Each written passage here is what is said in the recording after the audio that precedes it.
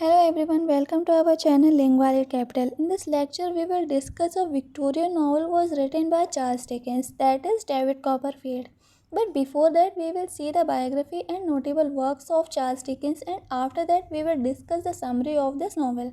So, without further any delay, let's start our topic.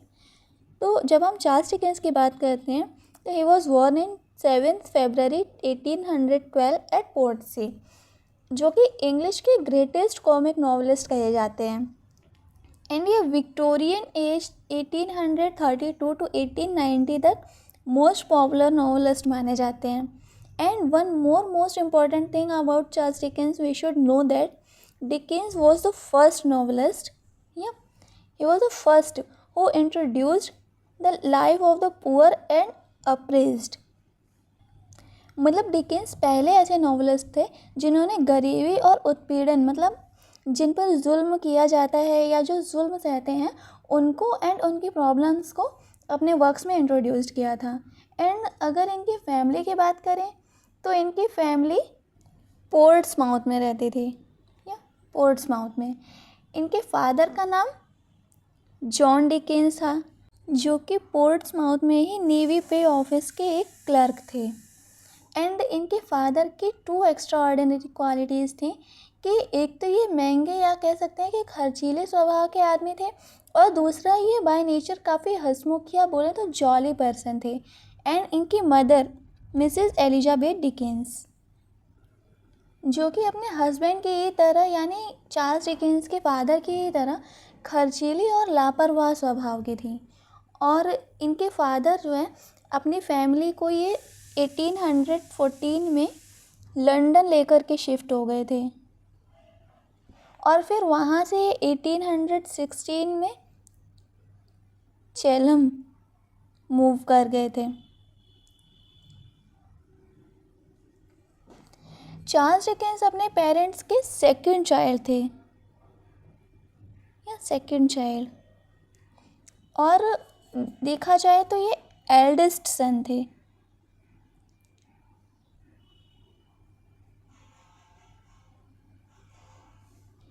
ये एक middle class family से belong करते थे।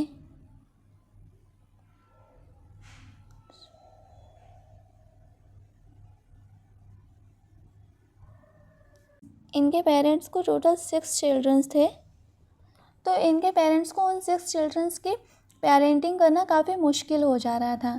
तो डिकेंस के फादर जॉन डिकेंस ने चार्ल्स डिकेंस से बोला था कि अगर एजुकेशन पानी है तो हार्ड वर्क करना होगा।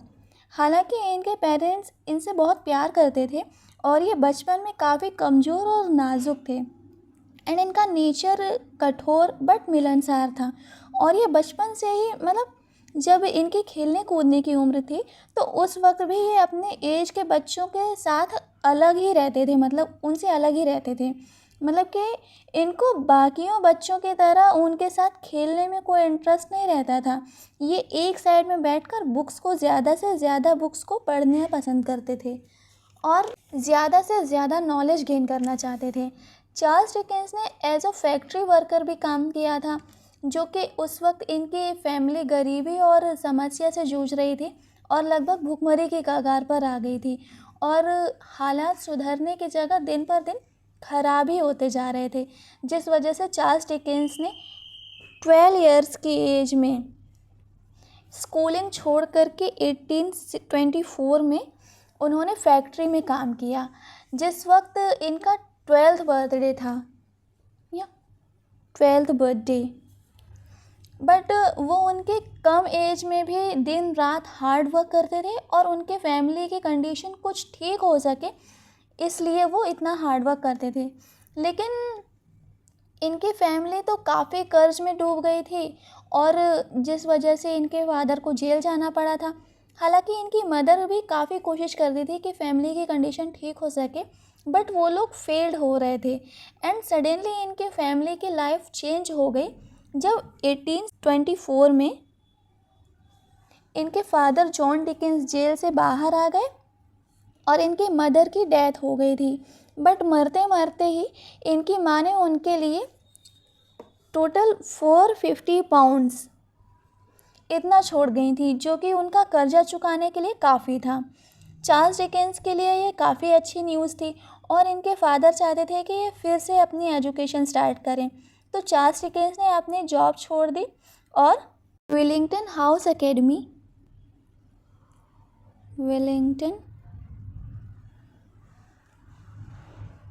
एकेडमी यहाँ से अपनी स्कूलिंग शुरू की, जहाँ ये 3 इयर्स तक पढ़े। And after that when we talk about his career, तो इन्होंने एज अ जर्नलिस्ट पहले अपने करियर को शुरू किया था एंड आफ्टर दैट इन्होंने राइटिंग का करियर चूज़ किया। डिकेंस 20 इयर्स के थे जब इनको as a famous news reporter काफ़ी रेपुटेशन मिली। In 1835 he became a famous reporter. इनके पास बहुत ही क्रिएटिव राइटिंग पावर थी एंड इन्होंने life of middle and lower middle class जो थी उस पर बहुत ही अच्छे से, या कह सकते हैं काफ़ी बारीकी से स्टडी की थी। And in February 1836 he published his first book, that is Sketches by Boz and a Dinner at Poplar Walk, is the first piece published by Dickens in the monthly magazine. And then his next book is Pickwick Papers gained the fame and wealth. And Dickens was invited by Washington in January 1841 and जहाँ लोगों ने उनका बहुत अच्छे से स्वागत किया, जिससे वो काफ़ी इम्प्रेस्ड हुए थे एंड अमेरिकन्स के लाइफस्टाइल से ये काफ़ी इम्प्रेस्ड हुए, और जहाँ वो जुलाई 1845 तक रहे और इटालियन लाइफ से इम्प्रेस्ड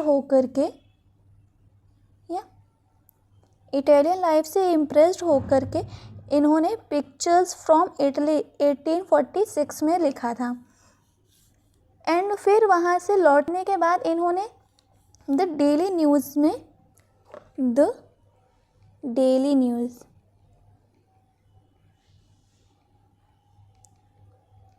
इसमें एज अ चीफ एडिटर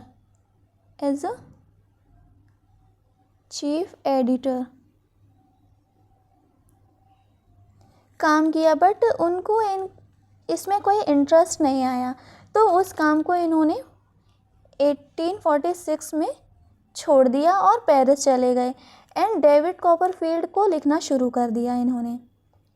अगर इनके लव अफेयर्स की बात करें तो डिकेंस ओनली 17 ईयर्स ओल्ड थे जब ये एक लड़की जो कि इनसे 1 ईयर ओल्ड थी,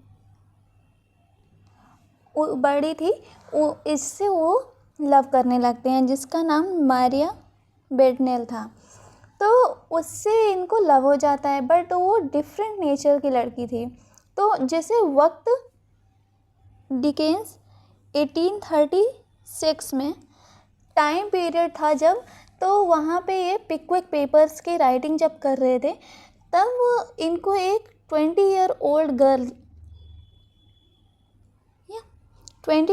गर्ल जो कि थी जॉर्ज होगार्थ की डॉटर थी, मिस कैथरीन होगार्थ, और 2 अप्रैल 1836 में इन्होंने उनसे शादी कर ली।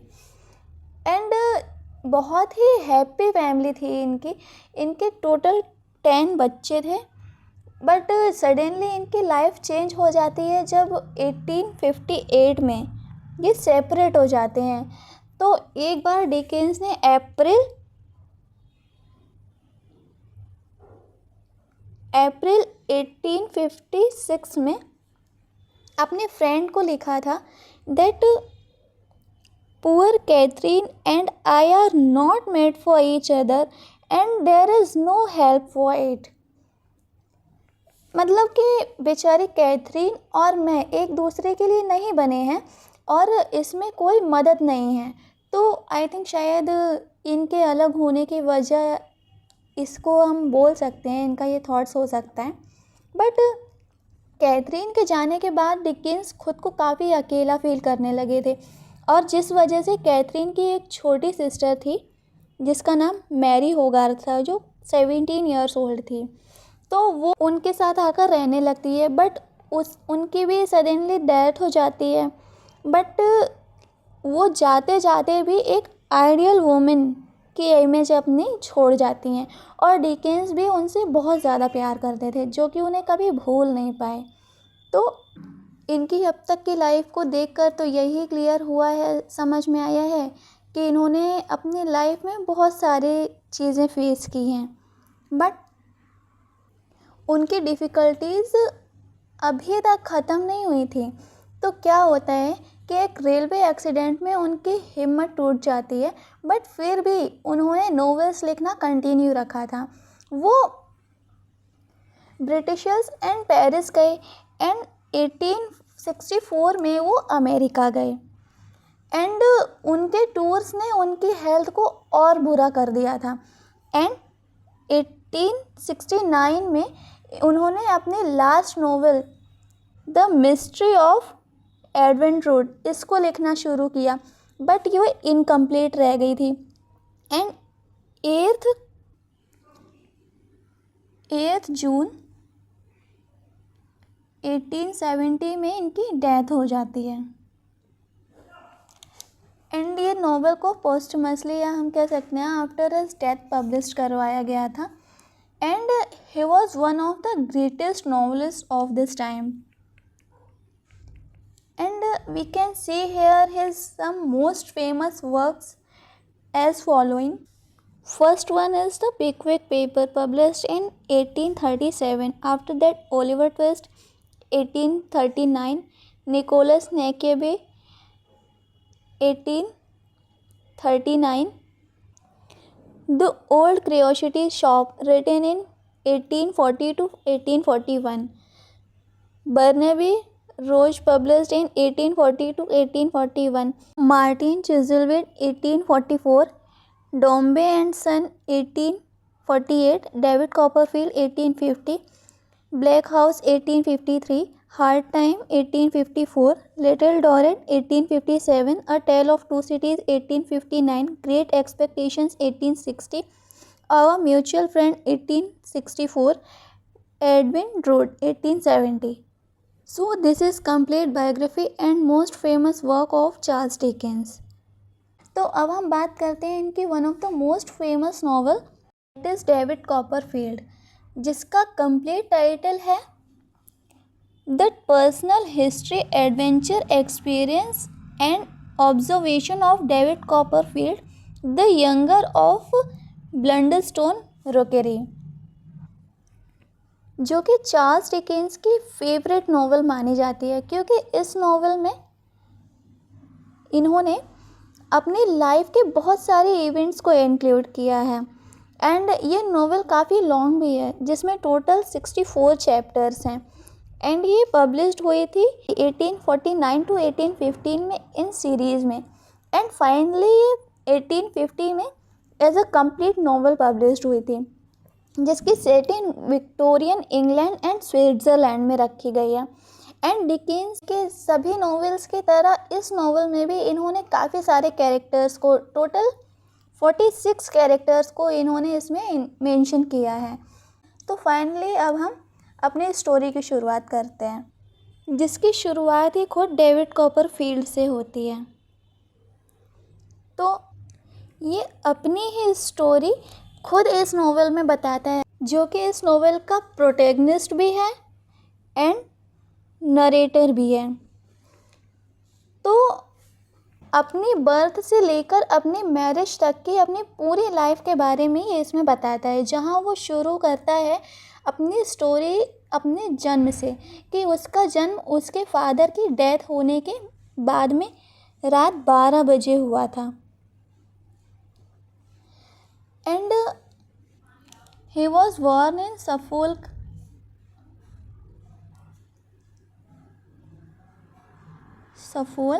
Blunderstone,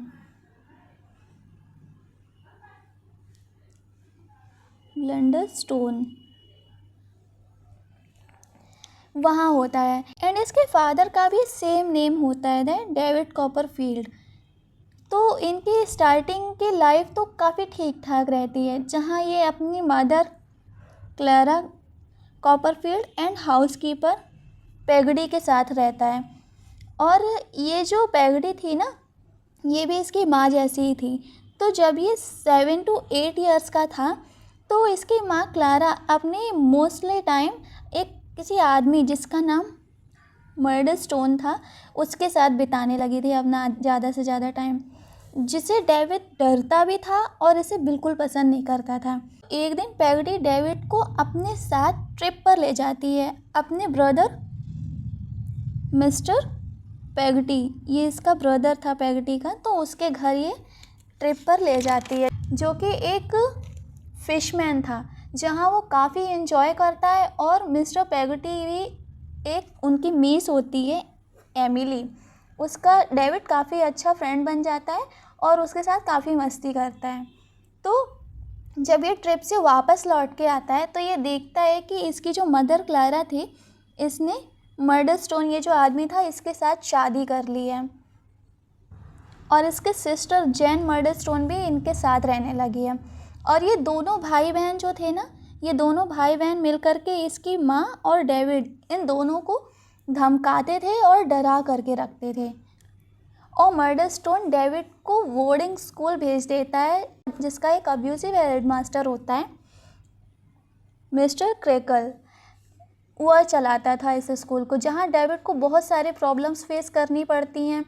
तो उसी स्कूल के 2 लड़कों, टॉमी ट्रेडर्स एंड जेम्स स्ट्रेटफोर्थ, इसकी डेविड की इन दोनों से फ्रेंडशिप हो जाती है। बट सडनली जब डेविड को ये पता चलता है उसकी मदर जो थी क्लारा, उसकी अचानक डेथ हो गई है, जिसके साथ एक न्यू बेबी भी था, तो दोनों की डेथ हो गई, जिस वजह से डेविड को अपनी स्कूलिंग बंद करनी पड़ती है।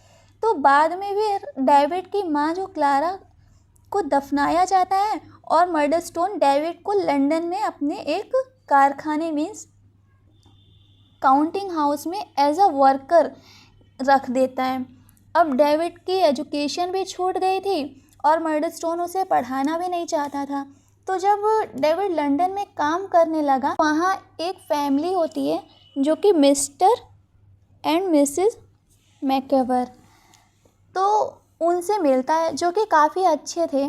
बट ये गरीब थे लेकिन बाय नेचर काफ़ी अच्छे थे। तो इनके साथ डेविड रहने लगता है, लेकिन फिर इन लोगों को अभी कर्जा बहुत ज़्यादा हो जाता है और मिस्टर मैकेवर को अपनी जॉब को सिक्योर करना था। तो इस वजह से ये अपनी फैमिली को लेकर वहाँ से दूसरी जगह चले जाते हैं और डेविड फिर से अकेला हो जाता है। और वो ये डिसाइड करता है कि वो वहाँ से भागकर अपनी ग्रेट आंट मिस बेट्सी, इनके पास चला जाएगा। तो डेविड चलता चलता बहुत सारी डिफ़िकल्टीज़ को जर्नी में फेस करते हुए मिस बेट्सी के पास पहुंच जाता है। तो स्टार्टिंग से तो उसकी जो आंट थी, उसके बर्थ के टाइम से उसको पसंद नहीं करती थी। बट जब वो इतनी प्रॉब्लम्स फेस करता हुआ चलता चलता उनके पास आ जाता है, जो कि 7-8 साल का बच्चा था। तो एक छोटा सा बच्चा होता है, तो शुरू में तो वो ये नहीं समझ पाती हैं कि उसको क्या करना चाहिए उसका। लेकिन जब मर्डरस्टोन वहाँ आता है डेविड को वापस ले जाने, तो मिस बेट्सी उसको क्लारा की डेथ के लिए बहुत खरी खोटी सुनाती हैं एंड मर्डरस्टोन को अपने घर से बाहर निकाल देती हैं और ये डिसाइड करती हैं कि वो और उनके साथ एक था आदमी मिस्टर डिक, ये दोनों मिल कर के डेविड को अपने पास रखेंगे। और मिस बेट्सी ने फिर से डेविड की स्कूलिंग कंटिन्यू करवाई, जो स्कूल एक भुलक्कड़ आदमी डॉक्टर स्ट्रॉन्ग चलाता था, जो कि कैंटरबरी में था। और डेविड मिस बेट्सी के लॉयर एक थे मिस्टर बेकफील्ड, तो उनके साथ रहने लगता है, जहां डेविड और मिस्टर विक्सफील्ड की एक डॉटर होती है एग्नस। वो उससे उनकी काफ़ी अच्छी फ्रेंडशिप हो जाती है, जो कि बहुत ही काइंड गर्ल थी और अपने विडोअर फादर की हर बात मानती थी। जहां मिस्टर विकफील्ड का एक सर्वेंट भी होता है, ये ओरिया हीप। तो इनका ये हीप का जो कैरेक्टर है ना, ये एक इम्पॉर्टेंट कैरेक्टर है होता है, क्योंकि आगे चल कर के ये हीप जो है ये स्टोरी का विलन बन जाता है। सो डेविड को उसकी आंट मिस बेट्सी ने स्टडी के लिए लंदन भेज दिया था और वो वहीं पढ़ता है। तो वहाँ पर डेविड अपनी बोर्डिंग स्कूल के फ्रेंड्स जेम्स, ये जो जेम्स था, जेम्स स्ट्रेटफोर्ड, इससे मिलता है और उसके साथ उसके घर जाता है जहाँ जेम्स की माँ मिसेस स्ट्रेटफोर्ड से मिलता है एंड एक यंग लेडी थी रोज़ा डेट्रल, उससे मिलता है। और रोज़ा के फेस पर एक निशान, एक मार्क था जो कि सालों पहले ये स्ट्रेटफोर्ड ने ही दिया था। फिर डेविड एंड जेम्स दोनों मिलकर के मिस्टर पेगटी के यहाँ चले जाते हैं, जहाँ डेविड को पता चलता है कि एमिली की एंगेजमेंट हो गई है, उसके कज़न हेम के साथ हुई है। एंड अनफॉर्चुनेटली डेविड ने नोटिस नहीं किया कि एमिली जो एंगेजमेंट करी थी वो उससे हैप्पी नहीं थी, वो खुश नहीं थी। और ऐसा फील हो रहा था कि जेम्स एंड एमिली एक दूसरे को आपस में पसंद करते हैं। यहाँ तक कि ये जो जेम्स है ये एक वोट खरीदता है तो उसका भी नाम ये लिटिल एमिली के नाम पे ही रखता है। हालांकि डेविड को ये बात नहीं पता थी कि ये दोनों एक दूसरे को जानते होंगे, बट वो दोनों एक दूसरे को बहुत पहले से जानते थे। तो डेविड फिर अपनी आंट मिस बेट्सी के सजेशन पर एक प्रॉक्टर जो थे फ्रांसिस पेनलो, उनसे मिलने चाहता है, जिसने लंदन में उसे रोम दिलाने में मदद की थी। और इसी बीच डेविड एग्नेस से मिलने जाता है, जहां उसे ये पता चलता है कि वो कितनी परेशानियों का सामना कर रही है, क्योंकि उसके फादर मिस्टर विकफील्ड जो थे वो ज़रूरत से ज़्यादा शराब पीते हैं और ये सब कुछ उनका जो सर्वेंट, ये हीप मैंने बोला था ना, हीप, इसकी वजह से हो रहा था। तो सबसे पहले तो हीप ने मिस्टर वेकफील्ड को काफ़ी ज़्यादा ड्रिंक करने की हैबिट दिलाई और फिर ये उन्हीं के नाम पर, मिस्टर वेकफील्ड के नाम पर बैंक ऑफ इंग्लैंड से फ्रॉड करने लग रहा था। मतलब कि हीप ने मिस्टर वेकफील्ड को पूरी तरह बर्बाद कर दिया था। और सबसे बड़ी बात ये थी कि हीप एग्नेस से शादी भी करना चाहता था।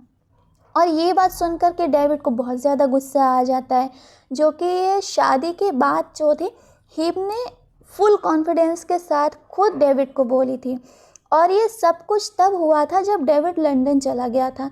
एंड एक चीज़ जो अब तक हाइड थी वो ये कि लंदन में डेविड अपने ये जो इसके थे ना प्रॉक्टर फ्रांसिस स्पेनलो, तो इनकी डॉटर डोरा स्पेनलो जो थी, इससे ये प्यार करता था। तो उसी वक्त डेविड जब लंदन में था तभी हीप ने ये सब कुछ बर्बाद कर दिया। और यहाँ तक कि डेविड ने उसकी आंट, जो ये डेविड की आंट थी, हीप ने इनको भी पूरी तरह, मिस बेट्सी, इनका भी पैसा पूरी तरह डुबा दिया था, उनका भी पैसा डूब चुका था। तो अब डेविड को जीने के लिए मेहनत करनी होगी। तो अपने स्कूल टीचर डॉक्टर स्ट्रॉन्ग जो थे, इनके यहाँ यह सुबह शाम काम करता है। इसी बीच उसने अपने फ्रेंड जो इसका था टॉमी ट्रेडल्स, इसके साथ में शॉर्ट हैंड लिखना शुरू कर दिया था। तो अब एग्नेस की moral support and self interest and hard work से डेविड को बहुत फेम एंड फॉर्चून मिलती है। एंड एज एन ऑथर उसने फिक्शन लिखना शुरू किया। और उसी बीच डेविड को पता चलता है कि उसका फ्रेंड जो जेम्स स्ट्रेटफोर्ड था ये एमिली के साथ भाग गया।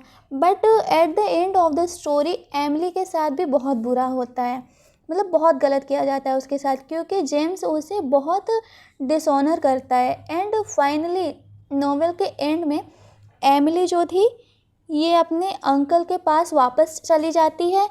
और हेम, ये जो हेम था कैरेक्टर, इसकी भी डेथ हो जाती है, जिसकी एमिली के साथ इंगेजमेंट हुई थी, इसकी डेथ हो गई थी। और ये जो जेम्स था इसकी भी डेथ हो गई थी।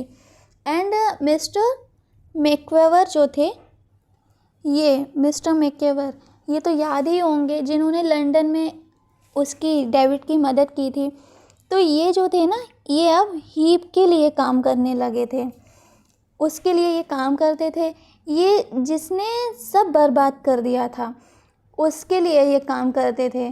तो सारी काली करतूतें जो इसकी थी ना, ये मिस्टर वेकफील्ड बहुत अच्छे से जानते थे। इसके सारी चीज़ों के बारे में इसको बहुत अच्छे से पता था। और हीप ने मिस्टर वेकफील्ड को इतनी बुरी तरीके से, मतलब इतना मजबूर बना दिया था कि वो एग्नेस से शादी करने के बाद उनके सामने ही करता था, बट वो कुछ नहीं कर पाते थे। एंड स्टोरी के एंड में डेविड ने मैक्वेवर की हेल्प से ये जो हीप है इसको जेल पहुंचाया था। तो अब डोरा की बात करें तो डेविड ने डोरा से शादी तो कर ली थी, बट वो शादी उसके लिए ठीक नहीं थी, क्योंकि अनफॉर्चुनेटली डोरा की डेथ हो जाती है। एंड डोरा की डेथ के बाद एग्नेस ने डेविड को इंकरेज किया कि वो अपनी ओल्ड लाइफ में वापस आ जाए और फिर से फिक्शन लिखना शुरू करे। तो अब मिस्टर पेगोटी एंड एमिली ऑस्ट्रेलिया चले गए और डेविड स्विट्ज़रलैंड चला गया, जहाँ रहते रहते उसे ये फील होता है कि वो एग्नेस को लाइक करता है, और वो वापस इंग्लैंड आया और एग्नेस से शादी कर लेता है।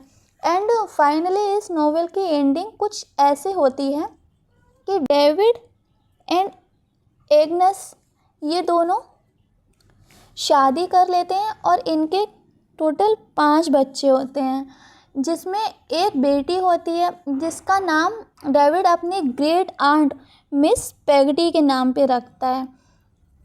और इसी के साथ डेविड कॉपरफील्ड ये जो नोवेल है ये फिनिश होती।